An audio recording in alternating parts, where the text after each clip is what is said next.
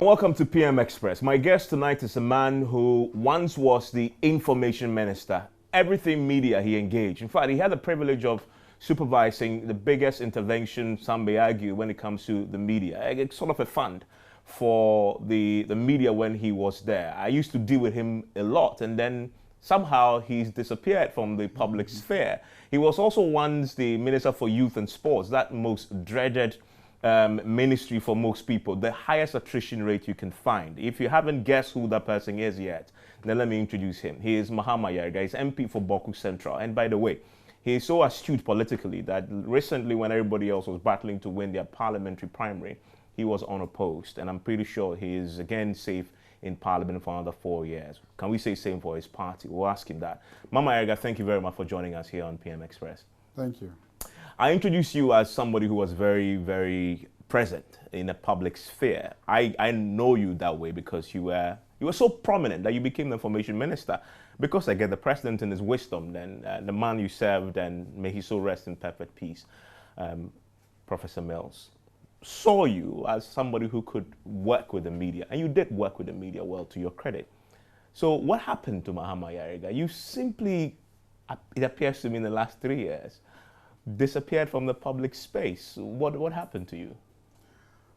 Just some slight correction. Okay. I was the presidential spokesperson under President Mills, and it was under President John Dramani Mahama that I became information minister, Minister for Information and Media Relations.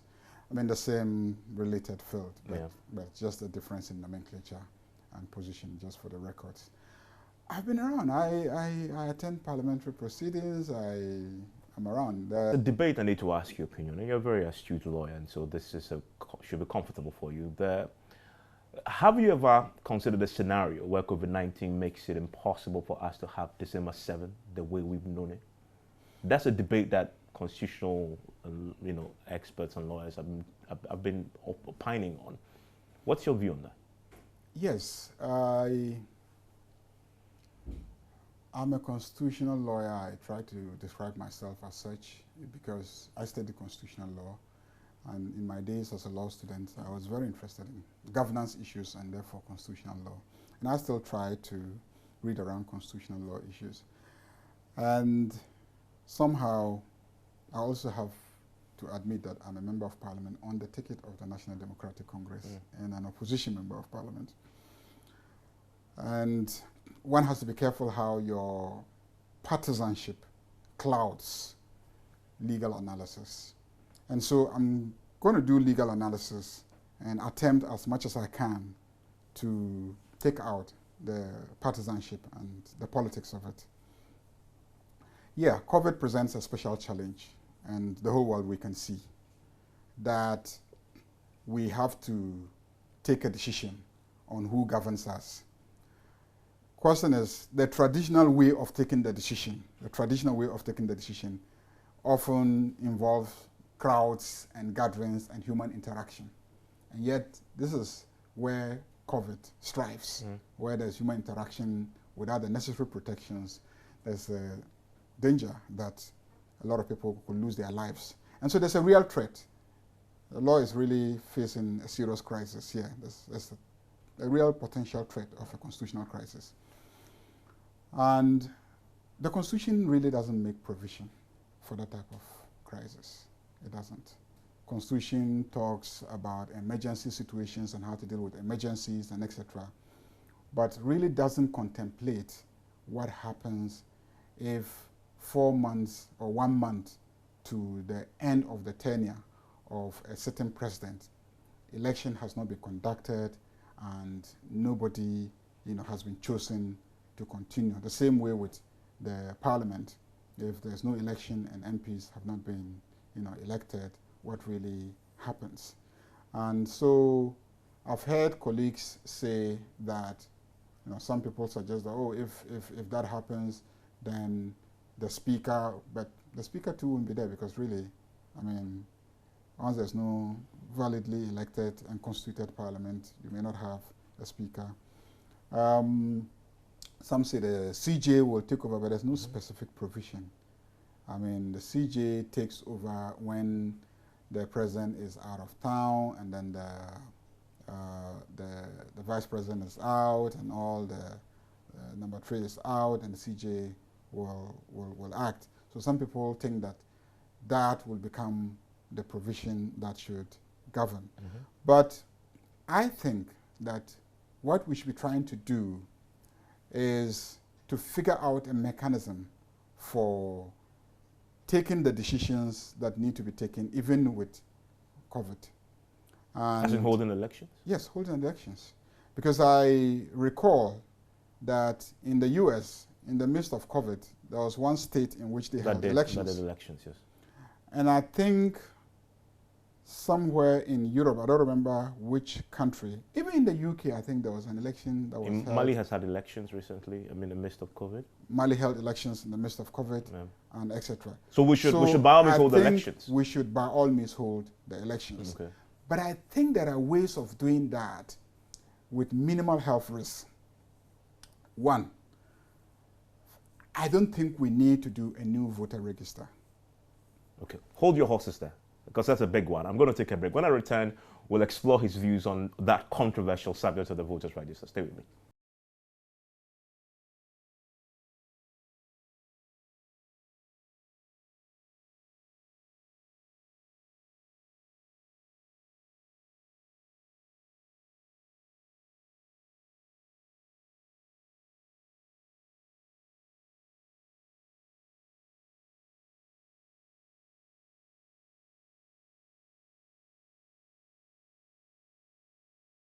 My guest is still Mahama Ayariga-MP for Bawku Central, having a conversation about himself, the election year, and his life as a member of parliament in the midst of all the controversial issues that this country is battling with.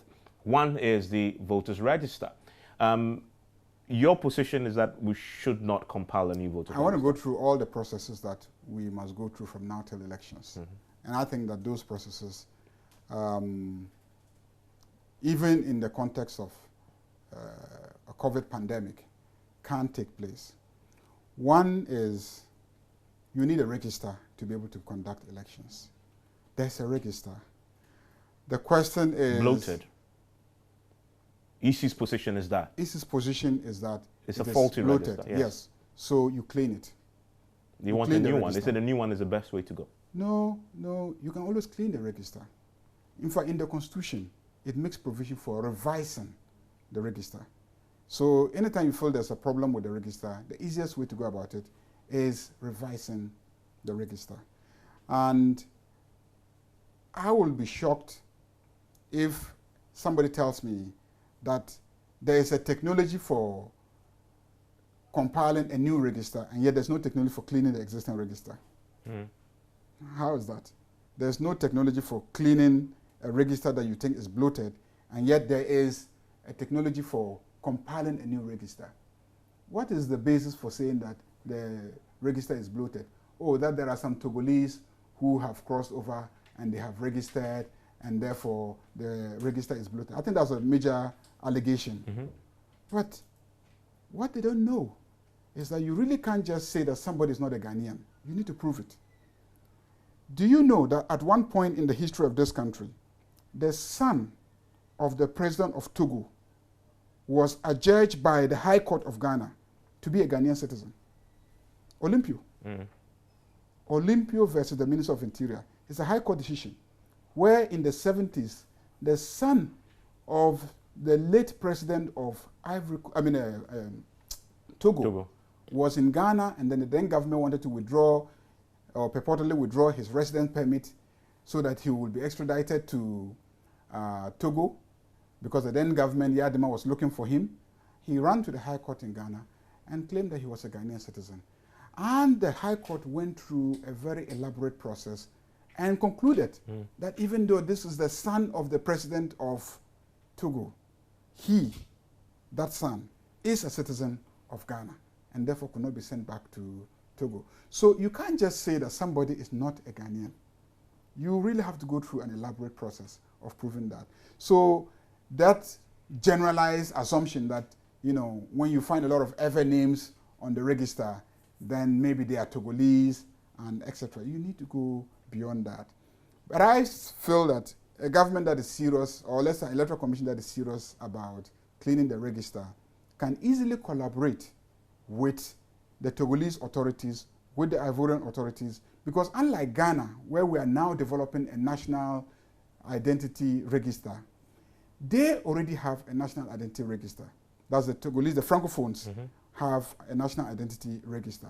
And so if you really feel that there are, several thousands of Togolese who have found their way onto your electoral register, the Electoral Commission of Ghana can go into some bilateral discussions with the Togolese authorities, and using this register and their national register, they should be able to clean and identify people who are registered in Togo as citizens and yet have found themselves also registered, in Ghana as voters. So there are ways of doing that without having to take everybody in this country through an expensive, laborious, difficult, almost impossible in the context of COVID process of registering and compiling a new register. And that's my concern. That's what I feel tell me something. I mean, beyond the practical explanations you give it, what is the NDC's real fare? I mean, with compiling a new voters register? One, and I'm not speaking for the NDC, just my own, as a member of parliament, experience with registration exercises and etc. One is, very often, most people register and then they move out of their place, and then when it's election time, they have to get back to where they registered. And in the context of COVID, problem is that a lot of people may have a difficulty moving across places to register. The economy is not good. We all admit that because of COVID. A lot of people have been impoverished. So unlike in the past, if you said that you're going to start a registration process and all citizens of Bawku who are resident in other parts of the country want to go back home and then go and register, then maybe they have the wherewithal and they can easily go. Today, people have difficulties. And so to ask thousands of people at their own expense to move from one location to another so that they can impact on their constituency will actually be a genuine problem. You think it might disenfranchise people because of the inability to move? It will prevent people to be able to participate in their constituencies. They can participate from anywhere. I asked that question because the view that the compiling of the register might give the MPP some undue advantage. Do you ascribe to that? Well, I mean, I will say that I want to assume that we have a fair electoral commission. And so that is constitutionally the expectation. I'm not just looking at... But you believe they are fair? That's a constitutional expectation, but you actually believe they are fair? Well, as it's currently constituted? For now, they have not conducted an election per se. I mean, they've managed a referendum and etc., which really wasn't a contested thing. But they haven't conducted an election for me to see their conduct. But going into the election, their posture in relation to the push for the compilation of a new register. And for me, the position some of us have taken on some issues and their posture on those issues is quite frightening. Let me give an example. They have brought a CI here, and in the CI, they're saying that for those who are applying to register, they can produce their passport as evidence of citizenship. They can produce a national Ghana card, Ghana identity card as evidence of citizenship, but they cannot produce their birth certificate as evidence of citizenship. And unlike in the past where you could produce a previous voter ID card, they say no, you can't even produce a previous voter ID card as evidence of citizenship. That's very frightening. That's very scary. Why? Because the birth and death registry is a creature of statute, a state institution that registers people at the time of birth so that you are documented and your citizenship and nationality is documented. Now, the passport office is also created by statute to issue passports. Why have you chosen to discriminate between the two? To act favorably in favor of the passport office, and yet say you are not going to accept the birth and death registry certification of my birth as a citizen. Why are you discriminating between two state institutions? And the ridiculous part of it is that even the passport office accepts the birth certificate as a primary source document in deciding whether to issue a passport or not. So what is the basis of the discrimination? But that instrument and why would you accept a certification by birth and death?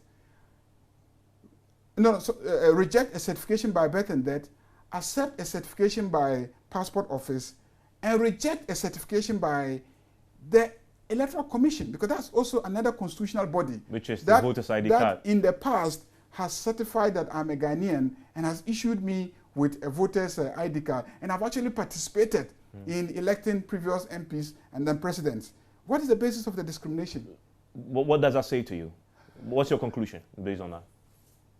It is making people afraid that perhaps this commission may be part of some grand scheme to create a register that is defective. It's defective because there is a clear shortfall in the capacity of the National Identification Authority to ensure that every Ghanaian has a Ghana card before the registration exercise takes place. There's a clear difficulty there. There's also a very clear difficulty when you decide that you will not accept birth certificates from the registry. And at the same time, you will also not accept previous certifications by the Electoral Commission. And yet, ridiculous, you are willing to accept a guarantee by a holder of an ID card, okay, that somebody is a Ghanaian and therefore should be registered. But that defer doesn't inure to any political benefit to anybody, not at the NDC or NPP, or you think there is something there? No.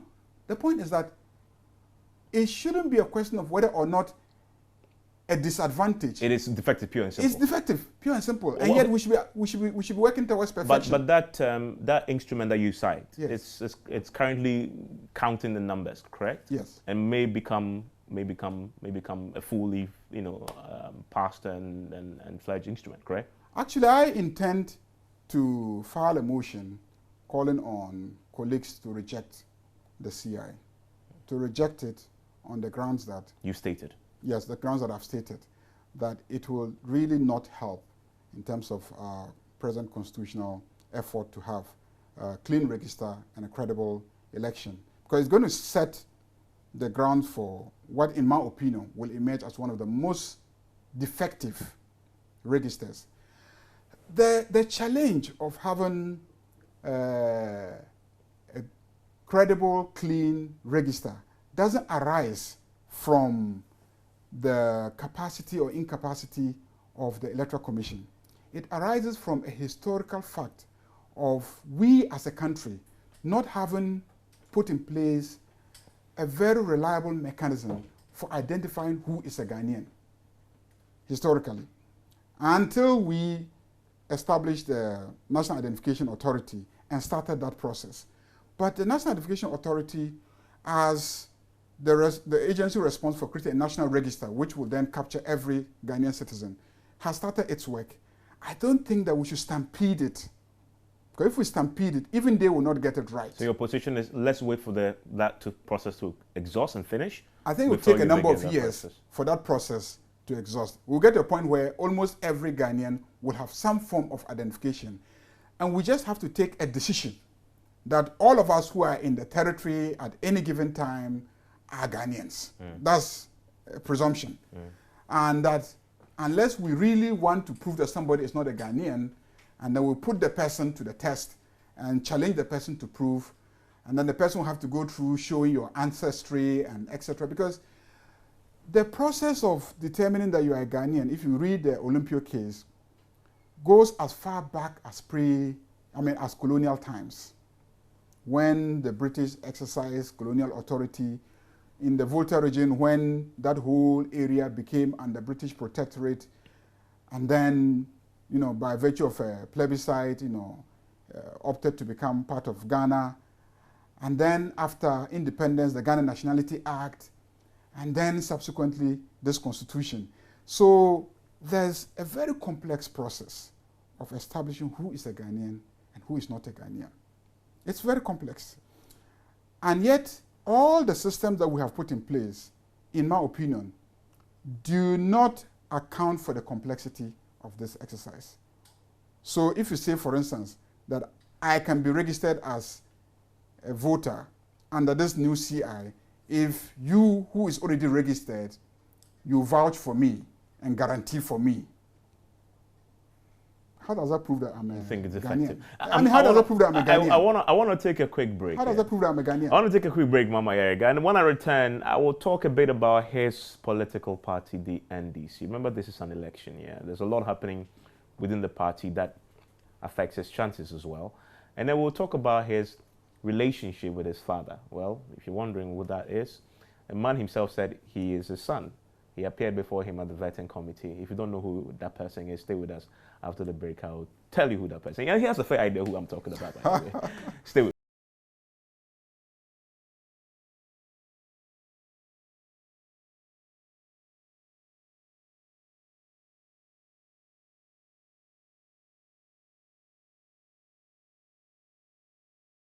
We are on PM Express tonight with Mahama Ayariga-MP for Bawku Central. Ms. Ayariga, so we are 5 months to a major election. Your National Democratic Congress hasn't still nominated or appointed a running mate. I'm talking about John Dramani Mahama, somebody you know well and served in the capacity as Information Minister. Do you agree with those who say this is an undue delay? I don't think there is a specific time frame within which you should nominate a running mate beyond the time frame set by the Electoral Commission for filing of nominations. So any day before the day of filing of nominations, you can nominate a running mate. This is an answer a lawyer and a politician. This is a legal answer. But let me get to the politics. You're going to build on to that. That's exactly the politics of it. In this case, the politics is more important than the legal. I think so, but the other political aspect of it is that I would equally be very worried about the fact that our major opponents don't even have a flag bearer. I think that is obvious. The MPP doesn't have a flag bearer. It's obvious who the flag bearer is. Really? Absolutely. They don't have a flag bearer by law. True. Constitutionally. Again, they don't have a flag bearer. Again, in this matter, the politics is more important than the law. Okay, but they don't have a flag bearer. We don't have a running mate. I honestly will think that our flag bearer should have nominated a running mate by now. That's what I think. Okay. Because he's had a lot of time. He has had a lot of time. He's opposition leader. I mean, he's a candidate of the major opposition party. He was chosen long ago. And so he's had enough time to have decided on who should be his running mate. I cannot explain, honestly, why up to now he has not announced a running mate. It's his prerogative to decide on the timing. But I also know that he had given an indication. Is it indecision? No. As of last year, based on engagements that some of us had with him, we all thought that the first quarter of this year would have been the right time to announce a running mate. And so we're all giving him the first quarter, which was supposed to be up to the end of March. Unfortunately, we got plunged into COVID in the first quarter, for which reason some of us are not willing to blame him, because during the COVID period, there was this push that as much as possible we should avoid political activity. And so people felt that, well, if there's COVID and lives are in danger and everybody's running around trying to ensure that we're all protected, you must not show that your ambition to become a president is more important than the fight to protect the very integrity of the state. And so that, I believe, tempered the whole process of coming to point of announcing who a running mate is. I believe he But has his candidate. I believe he has his candidate. Is that excuse one that you accept? Yes, in the heat of the COVID, knowing where we are, where nobody knows when this is going to be over. Wow. Is that excuse that the party should still ascribe to? I think that after a while, he will lose the sympathy of COVID as an excuse, frankly speaking. You know, somewhere in March, in April, people didn't even really want to pay attention to who's going to be whose running mate, okay? But going forward from now, people are really going to be asking, wait, what is holding you? Yes, COVID, we're dealing with COVID and etc. We're even relaxing the restrictions, and people are advocating for relaxation of, you know, all the restrictions and etc. So, you know, why are you not mentioning your running mate? So I think that there has been a delay, and I think that the flag bearer, as soon as he can, should announce running mate, because he needs a running mate to support him. I mean, he's good, but he needs somebody to support him. Plus, it is for good reason that the Constitution said you should have a running mate. There's a very good reason why. Plus, you also need time to sell that ticket. Exactly. The running mate should have enough time. Whoever he's going to select will be somebody who will be new to that position. Position. Exactly. It may be a known face, but it will be someone new to that position who need to be sold as a running mate. As a running mate. You know, even if I'm Mama Ayariga, you are not a running mate. We still have to get the people to accept you, as a running mate. on that ticket. So we need to announce that early, and then we can move on. I think that at a certain point, the delay is inexcusable. Have you ever thought yourself as a running mate material? Me? No. You have never dreamt of this? You know, in the scheme of our politics, you know that when the candidate is from the south of the country, we would prefer to have a running mate from the north of the country. When the candidate is from the north, we prefer to have a running mate from the south of the country. And so I have never dreamt of being the running mate. Because John Mahama comes from the north. John Mahama, because he's from the north. And we can't have two Northerners on so the same ticket. So have you dreamt I'm not saying it is impossible to have two Northerners on the same ticket, but I don't think that politically, yes, it will be a wise thing to offer the country that ticket. But you will definitely not turn it down if he decides to go that way. I will. Because you will turn it down? Because I will see him clearly losing the election with me as his running mate. so if I really love him and want him to win, and he comes nominating me, and I'm 100% convinced that people won't accept the idea that I and my elder brother will all be presidential candidate and running mate, and so I have to advise him that, look, this is a crazy idea. You shouldn't even attempt it. So your argument, almost in that logic, if you had a flag bearer from the south, then you wouldn't have a problem accepting it and considering yourself as a possible worthy running mate. Again, it would depend on what that person should be looking for in a running mate. That's a good point. What should John Mahama look for in the person he chooses? Exactly. That's the question we should be asking ourselves. I'm asking you. We as a party, of course, we've been discussing it. I mean, knowing. Do you have a personal view? What the ideal set of qualifications should be for the NDC in this time? Well, I mean, there are so many factors that you look at. There is the historical voting alignments of the different parts of the country. Now, you take some regions of the country, and no matter who you present to them as a candidate from whichever ethnic group, they tend to vote in a certain way. Not because they are not intelligent, they are not smart, but they have their value systems, and they think that the two parties reflect those different value systems, and so they tend to own the parties and vote along those sides.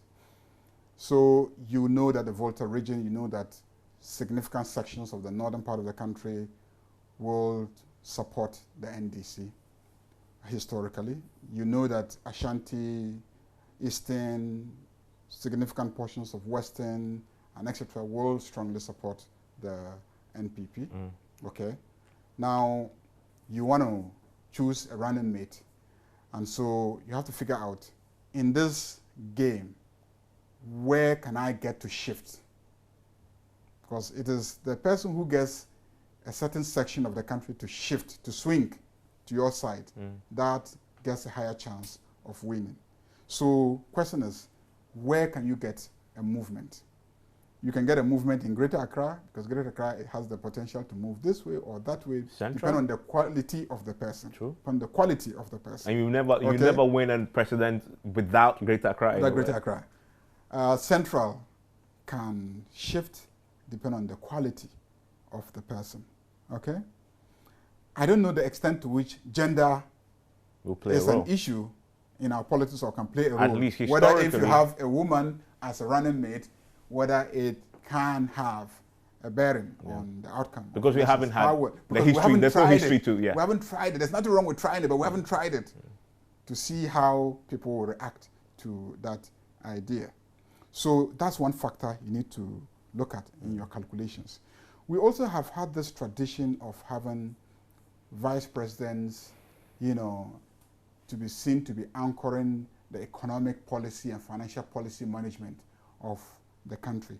Like it or not, that has become because he may become the chairman of the economic management team and etc. John was an exceptional vice president. He wasn't really, you know, a finance person. But many people forgot that that was also because Professor Mills was a tax commissioner and really had a handle on financial issues. People didn't really know. They just thought he was a law professor. But he was a tax commissioner for so many years. And sitting there, he really had a very appreciable, you know, knowledge of financial issues. And John came in as a non-finance person to help.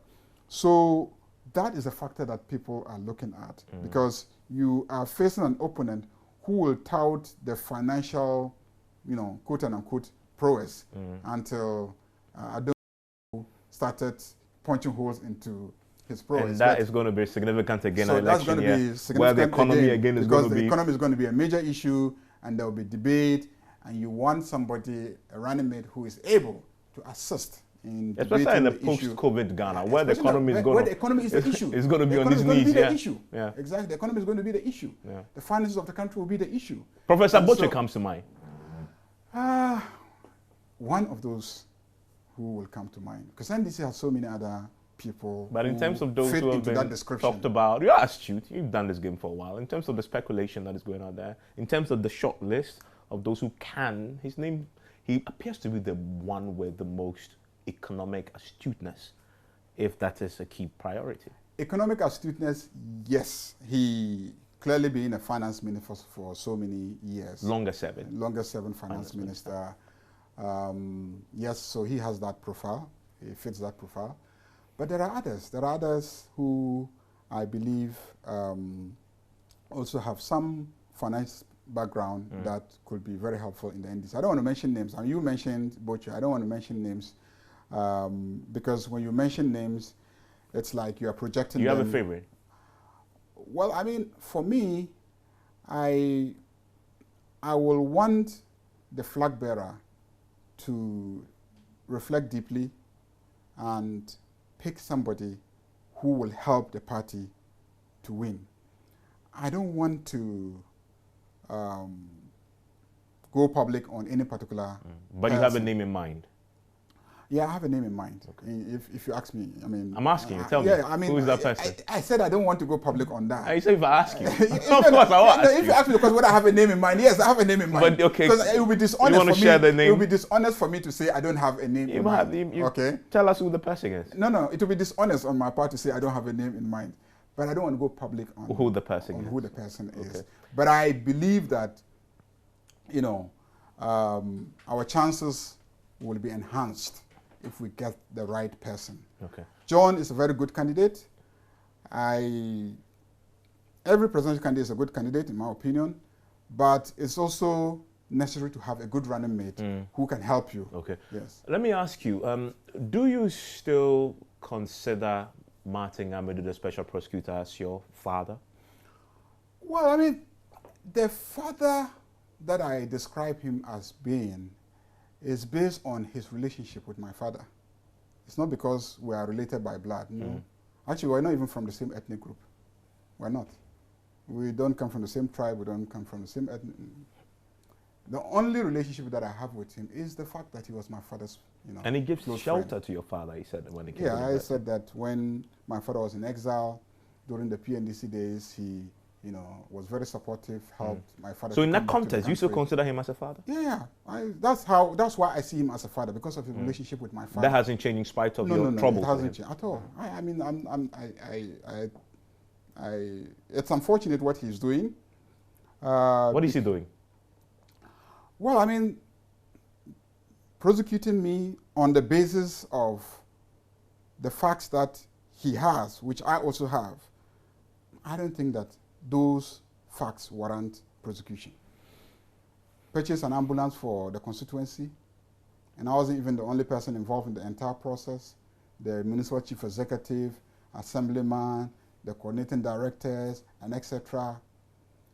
And clearly, the pricing of the ambulance, the price was based on the customs declared value of the ambulance. And I asked them, his interrogators, when we went for interrogation, they asked me, I said, oh, really, you are here to fight corruption, isn't it? Yeah.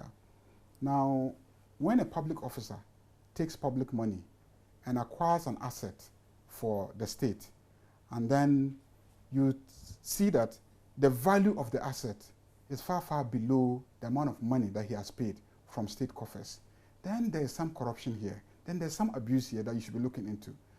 But where an ambulance is purchased and the price paid is the customs declared value of the ambulance without profit for the supplier, without any money compensation for the effort of the supplier. Clearly, that should tell you that all the people who are involved in the acquisition of this ambulance were not out to defraud the state, and therefore your job as a special prosecutor to fight corruption, graft, really doesn't arise. That's my point. Now the issue of the tax evasion with the vehicles that they aviate, is it the one? I'll get to that. Okay.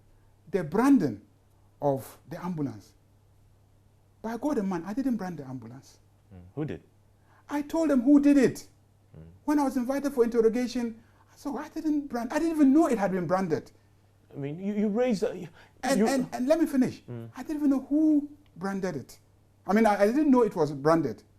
And so when the issue came up, I called to find out who branded it, and then I was told who branded it. So when I went for interrogation, I didn't brand it, but Mr. X branded it. Do you know that up to date they haven't called Mr. X to find out? How long has it been since you told them? About 2 years now. 2 years? More than a year, I believe. But the case is still in court? Yeah, more than a year. No, they decided to even go and prosecute without calling the person to find out whether it is true. So if you accuse me of I find it hard to believe. Yeah. I find it hard to believe. It is so there. basic. The records are there. Go to his office and ask him. You've checked with this other person? Go to his office and ask him whether during interrogation I didn't tell them who branded the ambulance. And they haven't double-checked it? They have not invited the person. I'm saying this on authority because I know the person. The person has told me that he has not been invited by anybody to be questioned as to whether or not he branded the ambulance. And 2 years had passed. So you can see that this person is not looking for the truth. What is he looking for? This person is not out there to do justice. This person is just looking for Ayariga. Why? And thinks he has found Ayariga. Why? But I have confidence in the courts. I believe that the courts will do the right thing. Why would the father do that to his son? Take the vehicles. Take the vehicles that I evaded customs duty. I said, no, I didn't evade customs duty. I was given a tax exemption. A letter was given to that effect, assessing the duty at 36,000.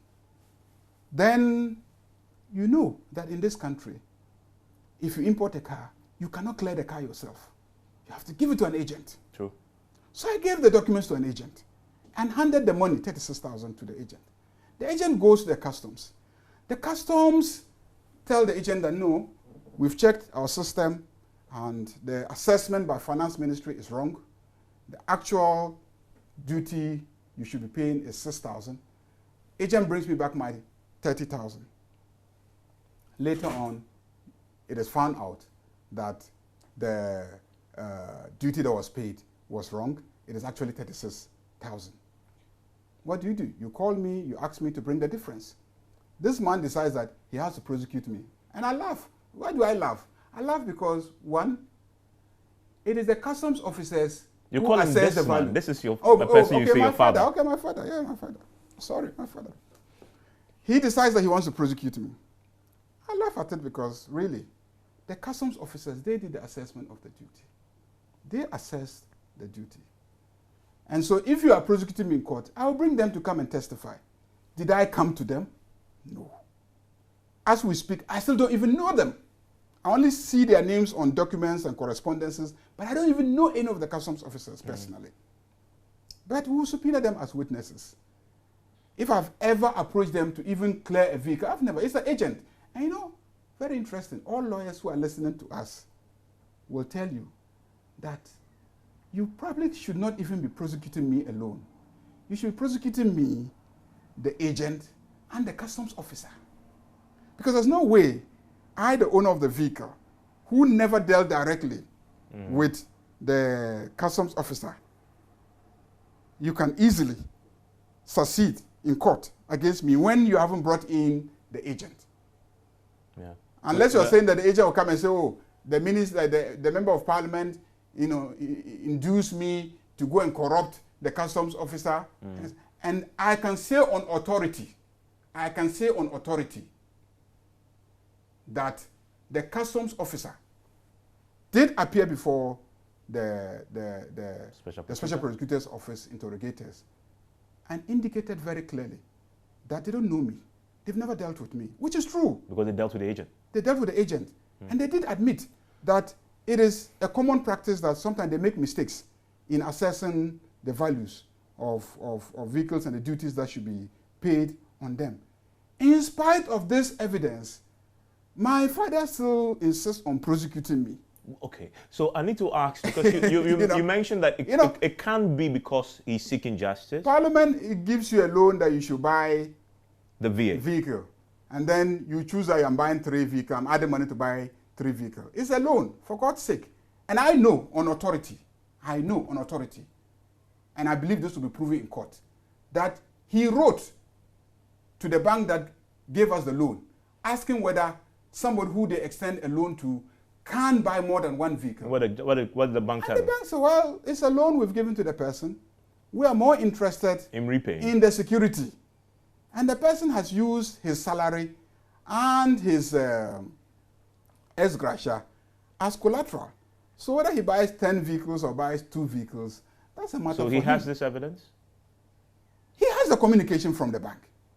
He has the communication from the bank. So it begs... So, I mean, I have just decided to keep quiet all this while because really, well, you've sent me to court, let's go to court. It begs the question, why would a father do that to a son? And that's the question you should ask him. Go and ask him, why would you do that to somebody you describe as your son? Yeah, he did. In fact, he was the first to say. He was the first to describe me as a son. So ask him, why would you do that to somebody you describe as your son? What is the basis? You said in this interview that it can't possibly be because he's seeking justice. If that's not what it is, what it is? What is it? Because knowing the lawyer that he is, okay, I assume that he also appreciates the fact that to proceed to, let's say, prosecute me on a charge of abuse of office for personal gain for branding a vehicle, knowing the lawyer that he is, I assume that he has to prove that I branded the vehicle or that the vehicle was branded on my instruction. Okay. But in a clear situation where I actually didn't brand it, I know who branded it, and I told her it was Mr. A who branded it, and you don't even make the effort to find out from Mr. A whether he branded it and why he branded it. Clearly to me, you're not seeking justice. You're not seeking to do justice. What is it? What would you call this then? Well, maybe a father finding a way to teach his son how to live and the lessons of life. I don't know, but I don't believe that that's justice. Is it a witch hunt? I feel hunted. There's no doubt about that. Whether he's a witch is another matter, but I feel hunted. There's a close line. If it's not prosecution, it's persecution. Is it persecution? I have no doubt that this is persecution. I have no doubt. This is persecution. People ask me, is it personal? But because of family reasons, I don't want to answer. But to the extent that he's gone to court, and to the extent that every day I'm going to court, the status of the case is that you're still in court with him? I am in court. He hasn't dropped it? Oh, no, he hasn't dropped it. Have you spoken to him at that level? Because you know him very well. No, since this case started, I have not. Has he called you? No, he hasn't called me. I have not called him. If you met him in a gathering. I remember. I met him. I met him in Ouagadougou. We had gone for, ECOWAS Parliament, and we had invited him to come and do some presentation on the fight against corruption and the model of the special prosecutor. This must have been very recent. Yeah, this was recent because Ghana adopted the special prosecutor model to fight corruption. And we're looking at the models in West Africa. And so he was brought in as a resource person. And we're in the hotel for 1 week together. And we saw each other every day, and I greeted him, he responded, and that kind of thing. I always went and greeted him as a son would do to a father. And he always responded. But we never had any interaction beyond just the greetings. We never had any interaction. This is a relationship that is broken down. Honestly speaking, is it? Yes, it has to be, because you recall at a certain point he accused me of sending people to come and beg him, which he made a big deal of it. Which is not true. Which is not true. Exactly because of he saying that, I'm his so people his in your people within the family setup, when they hear that, you are investigating this person, they will call you. He has reported me to people before. He knows that he's reported me to people before. People in your family? Within the context of family and friends. He knows in the past. On matters that he alleged I have done, he's reported. And they've invited me to ask me, and I've said no. I wonder what your biological father, is he still alive? No. If he was alive, I wonder what he would make of this, knowing how the two of you were with Martin Amidu, your father. And this. I wonder, have you thought about that? Well, how would he have reacted to this? That Martin Amidu, who took him in, and yourself, is prosecuting you? I don't know. You wonder, but he's not there, and the possibility doesn't arise, so you don't waste your time thinking about that. Yeah. So, for me, it's a lesson in life, in this our politics, in human relations, and etc. Uncle Martin and I used to work together in Professor Mills's government. I was presidential spokesperson. He was special advisor. This was his office, and that was my office next door. Almost every morning we met. We saw each other almost every morning, unless he didn't come to work or I didn't go to work, or we're working from different locations, we will see each other. So when people assume those positions, and while he probably is convinced that I have committed a wrong, maybe he's genuinely convinced that I have committed a wrong.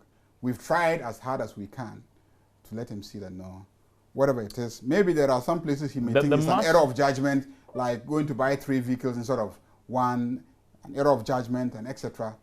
But hey, is that to be elevated to the job of the special prosecutor of Ghana? And you are the first case he's ever brought to court. You're the first case you actually brought to court. Exactly. There must be a personal reason for this, if you say it's not for legal reasons. And you know, just that you haven't said it. There must be. You must know why this is happening. I know. What is it? I know. But I won't say it on television. Is it family?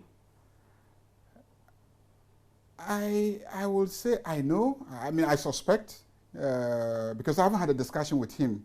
So I cannot say for certain. Is it family related? I cannot say for certain, okay?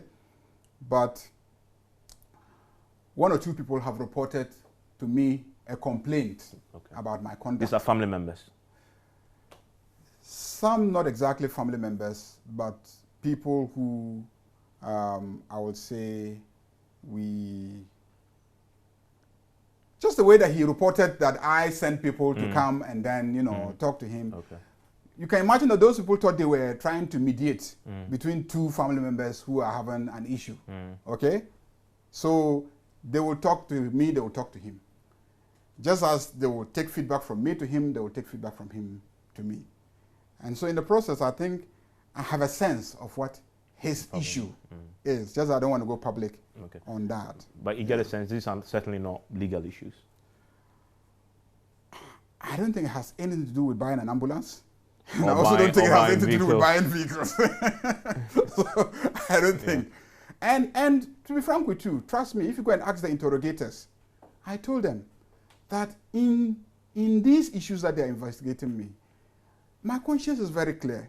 And if they say I should go to prison for buying an ambulance for my constituency, I thought I would gladly do. With a clear conscience. I told them, if you go and ask the interrogator, I told them, but will you forgive Marty Amidu? Me? I have forgiven him.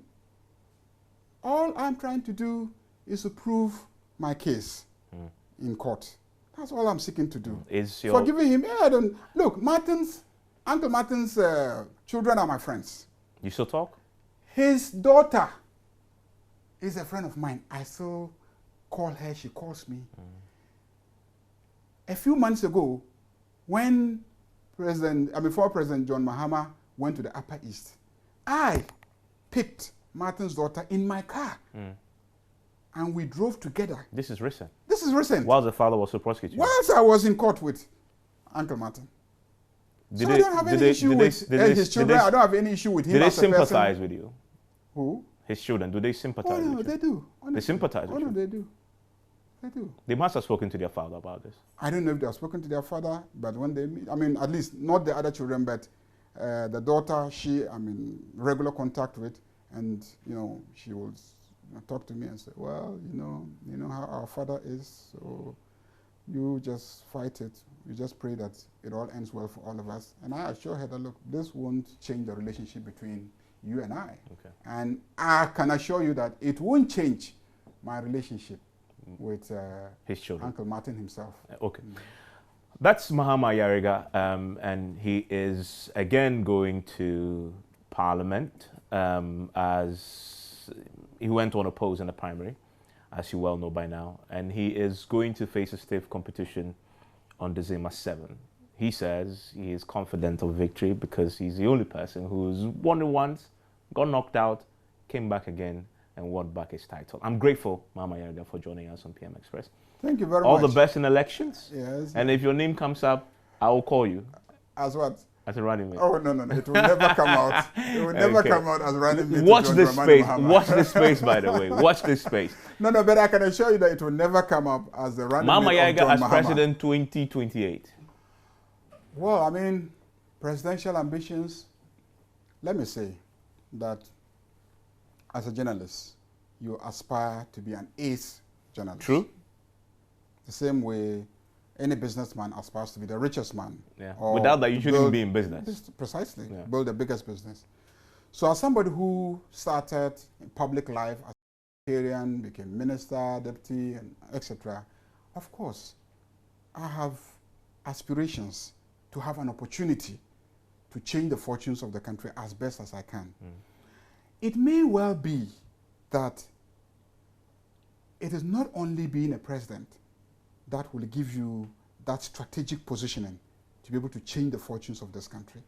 If that is the case, I pray to God that he puts me where I can effectively be able to change the fortunes of this country as ably as I can. But if it is also his wish that the position from which I can make a significant impact in changing the fortunes of my country is the presidency, I pray that he sends me there. Okay. But I don't wake up every morning and that it is my ambition to become a president. For me, my ambition is to be able to make a positive impact. I am one of those who feel very disappointed in myself, in my colleagues, in the crop of leaders that we have in this country today. Me not excluded. I feel disappointed because I feel that if we really worked hard and worked together and managed the partisanship and the divisions in our country, we should be able to give everybody an opportunity to have a decent life, decent housing, decent education, decent employment opportunity, good food, and happiness. I believe that we have the resources that it takes to let this happen. But I also feel disappointed that in spite of the belief that we all have, it is just not happening. And every day I wake up, I ask myself, really, is it worth it? So that's is your there drive. any value in being in Parliament? Am I really making the impact? Are we really working as hard as we can to change things? And so for me, every day, my drive is, how do I get the positioning that enables me to really make an impact? Where will I position myself to be able to do this most effectively? And maybe it's not even in politics. And they ultimately... maybe it's not even in politics. Ultimately, I see people in the private sector contribute more to transforming this country than people in public office. But ultimately for you, definitely being one day a president of this republic is something that you would embrace. You will embrace any good thing. No. To be the president is a good thing. Okay. Mama Ayariga, thank you very much. This is the best outro I've had to PM Express in a long time, confirming his ambitions one day to become president. If the opportunity, an opportunity. I think that was what I said. No, you said if the opportunity. The problem with but he said if the opportunity. Okay. If the opportunity avails itself, this is not something you turn down. Okay. Yeah, so it's an ambition. I mean, it's true. Thank you for joining us. I'm grateful. I'm grateful. Enjoy the rest of your evening. Thank you.